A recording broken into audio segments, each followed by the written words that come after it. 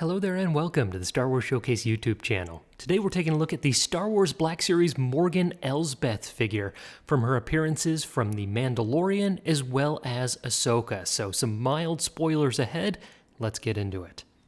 So I am a big fan of Morgan as a character. I think there's a lot of mystery to her as both a Nightsister as well as someone looking to help kind of the fledgling Empire in retreat.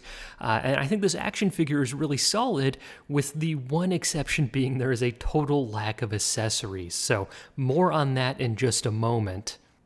But looking at just the basic figure that we get, I think the Hasbro team really nailed the likeness in terms of this head sculpt. I think we're really seeing that come across, a great example of our photoreal technology. And I think they even translated the kind of frazzled look that we see from Elsbeth, especially in the Ahsoka show. So big props there in terms of kind of capturing that likeness.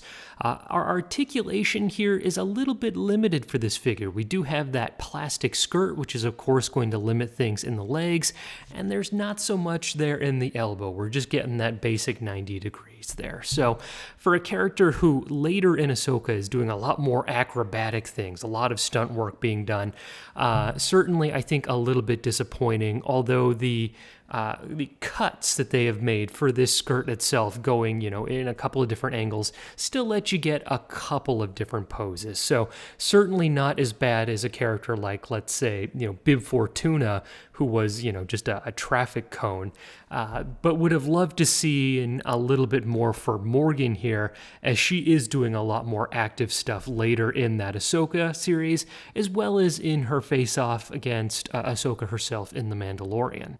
Now, doubling back to that earlier point, it is disappointing that we don't get any accessories for Morgan here. I've given her this kind of lightning effect just to, give her something to hold on to, but for a character who is using a Beskar spear, who has a cool Nightsister sword, who is using that kind of green ethereal Nightsister magic, who has that map that leads to the other galaxy. It feels like there's a lot of different opportunities.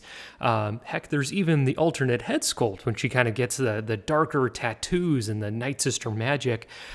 For a character who is using so many different cool weapons, I think it's really a disappointment that we're not seeing at least one of those come across there. So I'm going to turn to the 3D printing community, hopefully that they're able to get something in hand here. So that, I think, is one of the disappointments of what is otherwise a pretty solid figure. So let me know your thoughts down in the comments below, if you agree with these points, if this is one that you're going to be picking up, or if perhaps this will be one that you pass on. And if you're a fan of this video, thank you so much for watching. If you'd like to see other content like this, please make sure to check out our playlist featuring more short reviews of our Star Wars Black Series releases, as well as other videos detailing tips and tricks for making action figures of your own.